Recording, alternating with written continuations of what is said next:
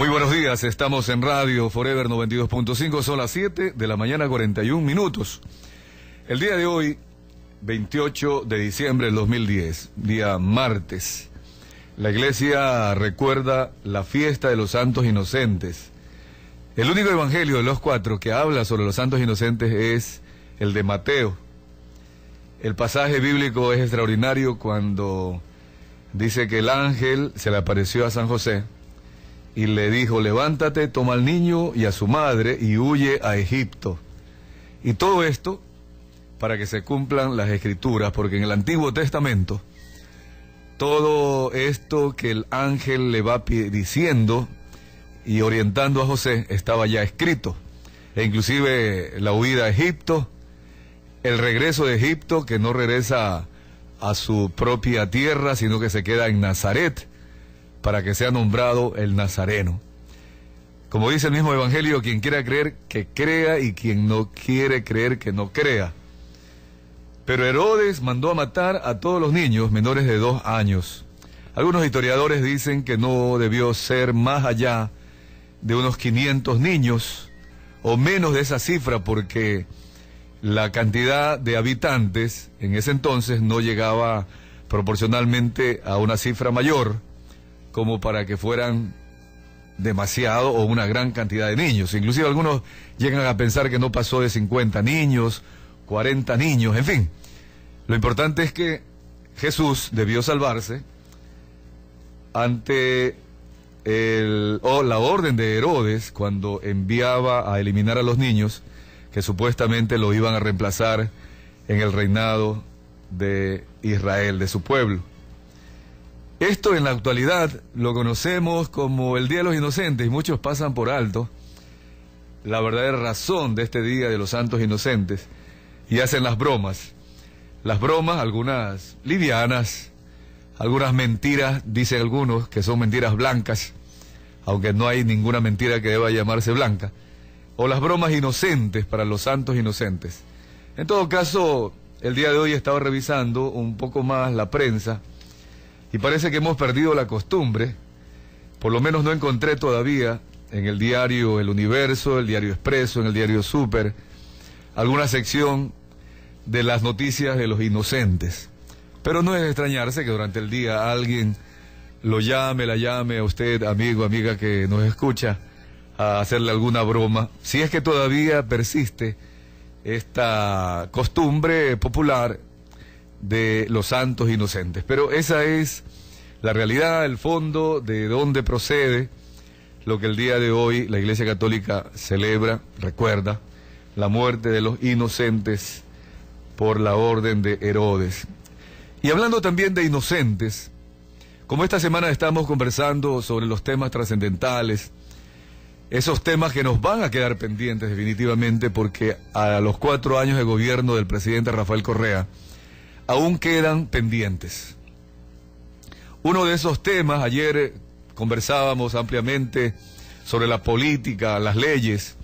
Estuvimos aquí conversando con el doctor Enrique Herrería Bonet y también con el fiscal distrital de la provincia del Guayas, el doctor Antonio Gagliardo.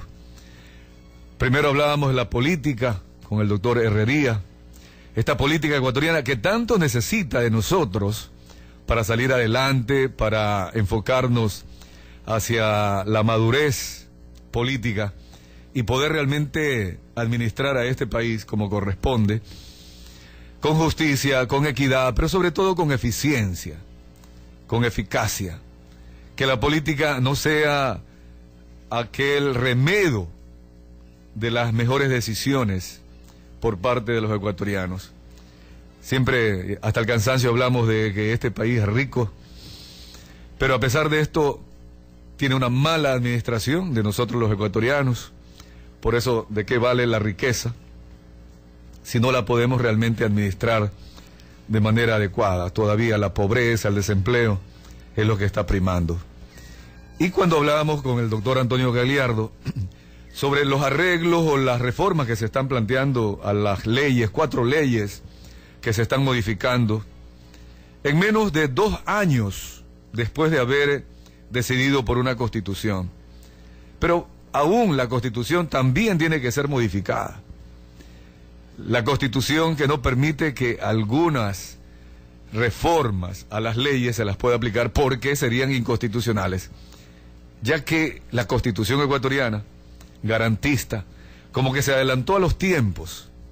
Una Constitución que debió haberse aplicado en el país cuando el país estuviera ya en un nivel de altísimo generación de empleo, de altísima economía, en donde ya los ecuatorianos nos sintamos realmente viviendo casi una sociedad cercana, no a lo perfecto, imposible, pero sí a lo excelente, por lo menos cercano. Tenemos que rectificar, cambiar leyes, y para cambiar mucho más algunas leyes y que no sean inconstitucionales sus reformas, tendría que modificarse la Constitución, y habría que hacerlo. Que Alianza País y el presidente Rafael Correa reconozcan que se adelantaron a los tiempos, para ponerlo de la mejor forma, que reconozcan que se equivocaron, que es un error de los ecuatorianos que aprobaron la Constitución, que la delincuencia seguirá imponiéndose si no modificamos por lo menos algunas normas, y también las normas que rigen a los jueces, a los fiscales, a la policía, en fin, a todos los sectores. Ahora el presidente también quiere que las Fuerzas Armadas, los militares que tienen por Constitución la obligación de proteger fronteras, es decir, la seguridad externa, la seguridad de los límites, deba ahora trabajar también con la policía en la seguridad interna. Eso es inconstitucional, pero hay que modificar entonces la Constitución. Entre tantos y tantos factores que este gobierno mismo parece que quiere modificar en las leyes de la Constitución. Pero hay otro tema que nos queda pendiente, como producto de lo que ayer conversábamos y producto de lo que vamos a conversar el día de hoy. Es la ineficiencia, la ineficacia, que es una de las maneras de corrupción. Y este es el fondo, la corrupción. ¿Qué hemos hecho en el Ecuador para que la corrupción no impere? Para que la educación del ecuatoriano en general esté orientada en esa revolución personal que cada uno de nosotros debemos hacer para contribuir a que el país salga adelante. Cuando leemos la noticia el día de hoy, en el diario Universo, primera página, que el chofer del bus que iba a Manabí ni siquiera tenía licencia. No tenía licencia. Un bus que debió tener capacidad para 60 pasajeros, llevaba 82 pasajeros, de los cuales finalmente terminan perdiendo la vida 36 y 46 heridos. 36 muertos, 46 heridos. No voy a decir ni siquiera el nombre del ciudadano, porque hacerlo famoso, como seguramente ya lo está haciendo la televisión, la prensa, para que alguien que lo conozca de pronto dirá, qué irresponsable que eres, o que fuiste. ¿Cómo permitiste que ese bus fuera recogiendo más y más pasajeros? Uno de los factores que seguramente influyen, si un bus tiene capacidad para 60 pasajeros y llegan a tener 80, es decir, 22 más, porque eran 82, estamos hablando que se le sobrecargó el 30%. El 30% de capacidad. Y no es que el pasajero, caramba, es que iban incómodos y iban sentados uno sobre otro, ¿cómo habrá sido? O iban de pie. No, sino que la unidad está calculada en peso, en el equilibrio y en todo, para que sean 60 pasajeros. Si ya se sobrecarga un 30% más, la unidad, por muy bien preparada que esté, no va a ser la misma. El que ha estudiado física sabe lo que es la inercia. Cuando se le pone más peso a un vehículo, los frenos no funcionan. Cuando se sobrecarga un vehículo, el peso del vehículo es superior a la potencia de los frenos. El equilibrio. Recuerdo cuando estudiábamos con nuestros maestros de física, el punto de equilibrio. Cuando hay sobrecarga, con más maletas, y vaya uno a saber cuánto mismo se le sobrecarga a un bus, el punto de equilibrio se pierde. Esas inclinaciones que debe de tener se pierden. Mire usted, entonces allí hay más que corrupción, hay mucho más, hay ignorancia, hay falta de valores, hay tantas cosas que obvio no queremos tampoco hacer escarnio a las experiencias negativas de nadie, sino solo darnos cuenta de que Ecuador lastimosamente sigue siendo testigos, seguimos siendo testigos de la irresponsabilidad, de la corrupción. Y esto es obvio que viene desde las altas esferas de gobierno, de los ministerios. La ineficacia es parte de la corrupción. Las lavadas de manos, la echada de culpa el uno contra el otro.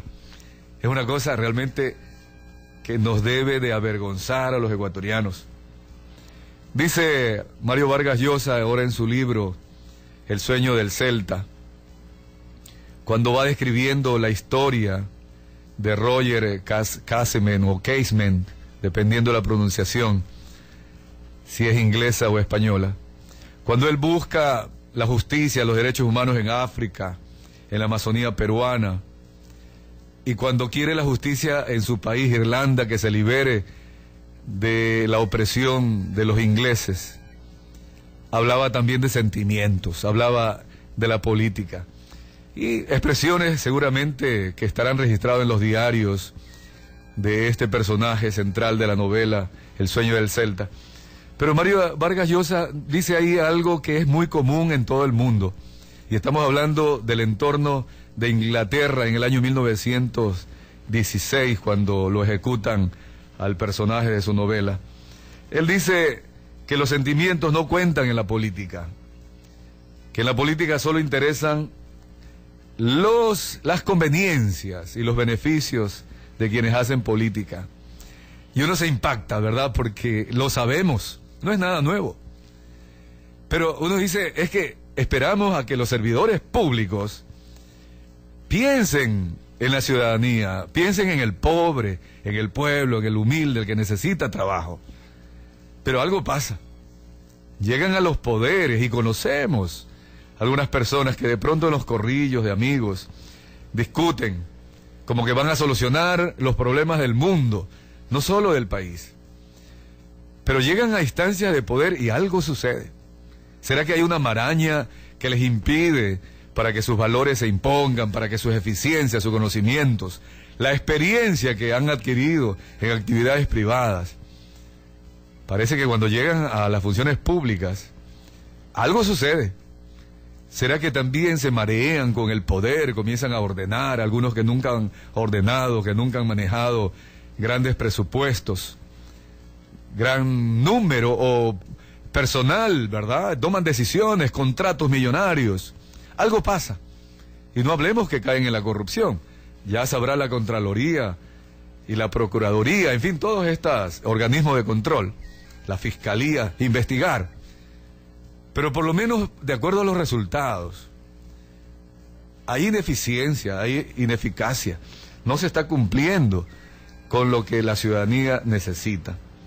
La corrupción no solo es robar, la corrupción es permitir robar. Es saber que algo está fallando y dejar que las cosas continúen. Por eso es que los valores están como trastocados. Dice una de las definiciones de la corrupción es el acuerdo inmoral o ilegal entre un corruptor y un corrupto, o entre dos corruptos aliados que únicamente buscan beneficios personales por encima de la ley. Tremenda definición de la corrupción. Pero acá hay una palabra, hay una expresión, el poder público. Es que los que les permite, cuando ya llegan al poder, para hacer el uso indebido del dinero, denuncia que, esperamos más tarde conversar con el doctor Edgar Páez, denuncia que en la Asamblea de Montecristi se habrían repartido millones de dólares, asesores, y que parece que ahora la Fiscalía los está investigando después de 2 años y 4 meses. Y algunas firmas falsificadas. ¿Saben la respuesta que compartió el día de ayer el doctor Andrés Páez con la ciudadanía? Algunos dicen es que tenían la mano derecha lesionada y no pudieron firmar con la mano derecha, firmaron con la izquierda. Por eso es que al firmar con la izquierda la firma parece que no fuera de ellos, de los asesores. Han cobrado por todo, hasta por manejar vehículos de los asambleístas. Han cobrado su dinero por hacer llamadas telefónicas o ir a comprar tickets. El dinero de los ecuatorianos repartiéndose en Montecristi, y la Contraloría ya emitió su informe, o por lo menos Andrés Páez lo tiene como asambleísta, y Fernando Cordero dice que no, que ese es un informe falso, que ese no es el informe definitivo. 2 años y 4 meses tiene la denuncia, y ahí está, ¿no? Entonces, ¿qué dice el ciudadano común? El de a pie, todos nosotros, ¿qué decimos? Allá ellos, que se repartan el dinero de los ecuatorianos. ¿Eso es positivo? Es obvio que no. Las causas, es obvio, hay causas personales y del entorno. Las personales, la falta de valor, la carencia de conciencia social, la falta de educación, el desconocimiento de la ley, para saber por lo menos nuestros derechos y poder nosotros exigir como ciudadanos. Y por último, del corrupto, una baja autoestima. El entorno comienza por la ineficiencia y la incapacidad de los mandos superiores, que permiten, si es que ellos son de manos limpias y corazones ardientes y mentes lúcidas, que alguien está haciendo daño. No puede ser pues que la mente lúcida permita que alguien robe, que se lleve el dinero a su bolsillo. Los mandos superiores tienen mucha responsabilidad. Jamás podemos decir que si el subalterno mal utiliza el dinero de los ecuatorianos, que los jefes no tienen responsabilidad porque son ellos muy honestos. Nada que ver. Hay responsabilidad ahí. Esos modelos sociales que se transmiten como antivalores, lastimosamente, a la juventud. El excesivo poder, la concentración de poder. Ayer las ironías de Galo Lara, que a mí también me molestan como ciudadano, comenzó a molestarlos en la mesa a los asambleístas de Alianza País, como que finalmente Gloria Sabando va a ser investigada, va a ser cuestionada por Alianza País. Pero si hace 5 meses Galo Lara lo pidió. Por eso ayer de pronto se pasó de la raya Galo Lara como asambleísta de Sociedad Patriótica, molestando a los asambleístas de Alianza País, que le pidieron respeto. Es que seguramente el legislador Galo Lara ayer quiso molestarlos y hacerle sentir esa vergüenza de no haber fiscalizado durante 4 años a ningún funcionario público, la Asamblea Nacional. No quiero bajar el ánimo a nadie, no se trata de eso. Se trata de que finalmente reconozcamos que la solución está en nuestras manos. Hagamos un balance de este año, 4º año de gobierno del actual presidente, que el presidente, sus ministros, hagan ahí un acto de enmienda de una forma de decir, vamos a trabajar el próximo año, el 5º año de gobierno, y vamos a mejorar estas lacras, estos problemas graves que vive este país. Eso es lo que debemos exigir en este fin de año y el comienzo del próximo.